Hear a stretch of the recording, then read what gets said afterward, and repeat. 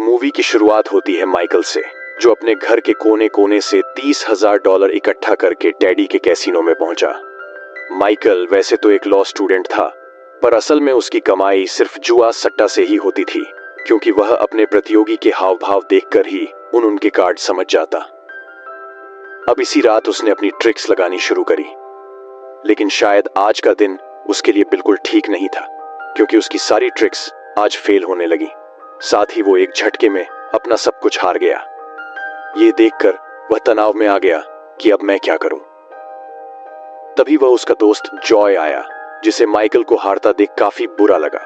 इसलिए वह बोला कि तुम चाहो तो मेरे पैसों से खेल सकते हो, जिसमें जीते हुए पैसों में 50% मेरा होगा, और अगर हार गए तो कोई बात नहीं। लेकिन माइकल ने इस गेम को परमानेंट बॉयकॉट करने का फैसला कर लिया था। अब यहां से कहानी 9 महीने आगे आई, जिसमें माइकल एक डिलीवरी बॉय बन गया, जिसको सिर्फ अपने काम से मतलब था। दूसरी तरफ कुछ प्रोफेसर्स अपनी पोकर गेम में लगे हुए थे कि तभी मैं माइकल वह पहुंचा, जिसने अपने प्रोफेसर की मदद करते हुए उन्हें एक अच्छा अमाउंट जितवा दिया। यह देखकर बाकी लोगों की हवा निकल गई कि आखिर इसको हमारे कार्ड से कैसे पता चले। तब माइकल बोला कि आप लोग के परेशान चेहरे और एक दूसरे के कार्ड्स पर नजर बता रही थी कि आपको कौन से कार्ड की जरूरत है। यह सारी बयानबाजी देने के बाद वह यहां से अपने अपार्टमेंट में पहुंचा, जहां पर वह अपनी गर्लफ्रेंड सर्बिया के साथ रहता था। माइकल ने उसे बताया कि आज मैंने पोकर गेम में अपने प्रोफेसर की काफी मदद करी, जिसके लिए उन्होंने मुझे अपना असिस्टेंट बनाने का भी ऑफर किया है। यह सुनकर सर्बिया खुश तो खूब हुई, लेकिन दूसरी तरफ वह काफी टेंशन में भी आ गई कि कहीं माइकल वापस फिर से जुए सट्टे में न घुस जाए। तब उसने सर्बिया को विश्वास दिलाया कि मैंने बस उनकी मदद की थी, न कि मैं कोई खेला। अब अगले दिन वह सर्बिया की गाड़ी से अपने बेस्ट फ्रेंड वॉर्म को जेल से लेने पहुंचा। असल में कुछ टाइम पहले वॉर्म ने माइकल को बचाने के लिए इनके इलीगल व्यवसाय का पूरा इल्जाम खुद पर ले लिया था, ताकि माइकल अपनी पढ़ाई को पूरा कर सके। अब इनकी मुलाकात हुई, जहां वॉर्म उससे बताने लगा कि कैसे वह जेल वालों को पोकर गेम में पागल बनाकर उनका फायदा उठाता था। तब माइकल ने बताया कि मैंने पोकर खेलनी छोड़ दी है। यह सुनकर वॉर्म बोला कि देख भाई, मेरे लिए पैसा कमाना बहुत ही जरूरी है, इसलिए आजा हम एक मैच खेलकर चले जाएंगे। लेकिन माइकल ने उसकी बात बिल्कुल न मानी। तब वॉर्म ने उसे बताया भी कि मेरे ऊपर $15,000 का उधार चढ़ा हुआ है। यह सुनकर माइकल ने उसे कुछ पैसे देकर एक कैसीनो के सामने ड्रॉप कर दिया, लेकिन अंदर ही अंदर उसे वॉर्म की टेंशन होने लगी। इसलिए वह वापस उसी कैसीनो में पहुंचा जहां उसकी मुलाकात बारबरा से हुई, जो कि वॉर्म की फ्रेंड थी। असल में बारबरा खुद अपने पैसे देकर इन प्लेयर्स को खिलाती थी, जिसमें प्रॉफिट का 25% उसका खुद का होता था। अब माइकल भी टेबल पर आ गया, जहां इन दोनों ने मिलकर अपने चाल और स्किल से दूसरे मेंबर्स को हराना शुरू किया, और ये इतने सुंदर तरीके से खेले कि बीच बीच में खुद भी हारने लगे, ताकि किसी को थोड़ा सा भी शक ना हो कि ये दोनों मिले हुए हैं। थोड़ी देर में गेम खत्म करके उन्होंने बारबरा को उसकी फीस दी, जिसके बाद दोनों यहां से निकल गए। लेकिन वॉर्म को शौक चढ़ गया, इसलिए वह अगले दिन फिर से माइकल को एक दूसरे पोकर ग्राउंड में लेकर पहुंचा। तब माइकल ने उससे सावधानी बरतने के लिए कहा, क्योंकि यहाँ पर ऑलरेडी काफी प्रो प्लेयर्स खेलते थे, जिन्हें इनके चाल का अच्छे से पता होगा। ये ज्ञानबाजी देकर वह खुद यहाँ से अपने अपार्टमेंट में पहुंचा, जहाँ सर्बिया ने उससे पूछा कि तुम कल रात कहाँ थे। माइकल ने उससे झूठ बोला कि मैं मॉम के साथ था। तब सर्बिया ने चुपके से माइकल की जेब चेक करी, तो उसे उसमें काफी सारे पैसे दिख गए, जिससे वह समझ गई कि माइकल क्या कांड कर रहा है। तब भी अपने कैंपस में पहुंचे, जहां थोड़ी देर में जॉय भी पहुंच गया। जॉय ने अकेले में माइकल को बताया कि वो एक हाई क्लास कैसीनो में चीटिंग कर रहा है। तभी माइकल को उसकी टेंशन होने लगी, इसलिए वह वॉर्म को देखने पहुंचा, जहां उसने वॉर्म को बाहर बुलाकर समझाया भी कि भाई चीटिंग मत कर, वरना फिर तेरे को सारे गेम स्टेशन से ब्लैकलिस्ट कर दिया जाएगा। उसने ये भी बताया कि अगर तुम चीटिंग करते हुए पकड़े गए तो फिर माफिया तो तुम्हें नहीं छोड़ेंगे। लेकिन वॉर्म बहुत जिद्दी था, इसलिए वह वापस गेम खेलने पहुंच गया। यहाँ माइकल और सर्बिया के वाद शुरू हो गई, क्योंकि सर्बिया को माइकल का दोबारा कैसीनो में जाना बिल्कुल पसंद नहीं आया। तब माइकल ने समझाया भी कि मेन बस वॉर्म की मदद करने गया था, क्योंकि उसे अपने $15,000 का उधार चुकाना है। लेकिन सर्बिया को इस बात से कोई भी फर्क न पड़ा। खैर, वॉर्म यहाँ अपनी जीत का जश्न मनाने लगा कि इतने में यहाँ ग्रामा नाम का एक आदमी आया, जिसने तुरंत वॉर्म को बाथरूम में बिछा दिया। असल में ग्रामा वॉर्म का पुराना दोस्त था जो अपना पिछला हिसाब चुकता करने आया था, लेकिन वॉर्म के पास इतने पैसे नहीं थे कि वह ग्रामा का उद्धार चुका सके। तब ग्रामा बोला कि असल में वो पैसे टैडी के हैं और टैडी एक माफिया बॉस है, इसलिए वॉर्म को उसके पैसे चुकाने होंगे। तब वॉर्म ने उससे वह पैसे चुकाने के लिए कुछ दिन मांगे, जिसके बाद ग्रामा वॉर्म के बचे कुचे पैसे लेकर यहां से चला गया।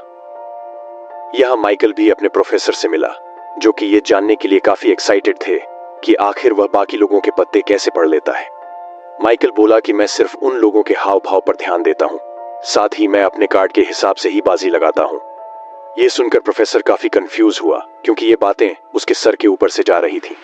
खैर, अब यहां से निकलकर उसकी मुलाकात वॉर्म से हुई, जो कि टूटा फूटा पड़ा था। तब वॉर्म बोला कि मैं बस गिर गया था यार, लेकिन माइकल को उस पर बिल्कुल विश्वास नहीं हुआ। साथ ही जब उसने अपने अपार्टमेंट में जाकर देखा तो पता चला कि सर्बिया भी अपना सारा सामान लेकर यहां से जा चुकी है। उसके जाने के बाद माइकल का मन काफी उदास हो गया। तभी वॉर्म उसे समझाने लगा कि भाई, लड़कियां ऐसी ही होती हैं, तो अपनी जिंदगी अपने हिसाब से जी फलाना फलाना। तब माइकल वॉर्म की बातों में छड़कर दोबारा पोकर वर्ल्ड में खेलने के लिए मान गया। अब ये दोनों वेगस पहुंचे, जहां पर बहुत बड़े बड़े शर्त लगाई जाती थी। यहां पर इनका दोस्त जॉय भी था, जो कि हाई बेट शर्त लगाकर ही अच्छा प्रॉफिट कमा रहा था। अब इस रात उन्होंने अच्छा खासा प्रॉफिट कमाया। तब वॉर्म ने माइकल को बता दिया कि मेरे ऊपर ग्रामा का काफी पैसा चढ़ा हुआ है। तब माइकल बोला कि कोई नहीं, मैं तुम्हारी हेल्प करूंगा। अब ये दोनों ग्रामा के पास पहुंचे ताकि वो इन्हें कुछ छूट दे सके, लेकिन ग्रामा ने इन्हें सिर्फ 5 दिन दिए। तब से माइकल ने पोकर गेम और ज्यादा खेलनी शुरू कर दी, ताकि वो जल्दी से पैसे जोड़ ढाकर वॉर्म का कर्ज उतार सके। अब दिन पर दिन माइकल ने पोकर गेम खेल खेल कर पर काफी पैसे जुटा तो लिए, लेकिन अपनी जीत के चौथे दिन ही वह अपना आधा पैसा फिर से हार गया। ये देखकर वॉर्म ने आइडिया दिया कि क्यों ना हम मेरे दोस्त थे कैसीनो में खेले। पहले तो माइकल ने मना कर दिया, क्योंकि उस जगह काफी पुलिस ऑफिसर्स भी खेलते थे, लेकिन वॉर्म ने उसे विश्वास दिलाया कि उन ऑफिसर्स को कुछ नहीं पता चलेगा। अब उसकी बात मानकर ये वहां खेलने पहुंच गए। जान का पहला गेम तो काफी अच्छे प्रॉफिट के साथ गया, लेकिन जब यहां वॉर्म आया तो उन्होंने अपनी ट्रिक्स चलानी शुरू कर दी, जिसे देखते ही ऑफिसर्स ने इन्हें घेर कर मारना शुरू कर दिया। अब उन्होंने इनके बचे कुचे पैसे छीन कर भी इन्हें बाहर फेंक दिया। अब ये दोनों बिल्कुल लुट चुके थे, लेकिन तब भी माइकल ने हार नहीं मानी, इसलिए वो यहां से एक बार फिर ग्रामा से कुछ दिनों की मोहल्लत मांगने पहुंचा। लेकिन ग्रामा ने उसे मोहल्लत की जगह वार्निंग दी कि अगर तुमने मेरे पूरे पैसे नहीं दिए तो तुम्हारा दोस्त किसी लायक नहीं बचेगा। अब यहां से माइकल जॉन के पास भी पहुंचा, लेकिन जॉन ने भी अपना पल्ला झाड़ लिया कि मेरे पास सिर्फ $2000 है, न कि 15,000। यह सुनकर माइकल को कुछ समझ नहीं आया, इसीलिए वह अपना आखिरी रास्ता चुनते हुए अपने प्रोफेसर के पास $15,000 मांगने पहुंचा।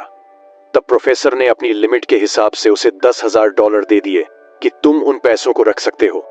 लेकिन अभी भी उसके पास $5,000 कम थे, जिनको कमाने के लिए माइकल को सिर्फ गैम्बलिंग का ही रास्ता दिखा। इसलिए वह यहां से सीधे माफिया बॉस टैडी के कैसीनो में पहुंच गया। तब टैडी बोला कि तुमने तो पिछला हिसाब भी चुकता नहीं किया। माइकल बोला कि मैं आज के आज ही सारा हिसाब चुकता कर दूंगा। अब इनका डबल गेम शुरू हुआ, जिसमें इन दोनों ने एक दूसरे के आव भाव पढ़ने शुरू कर दिए।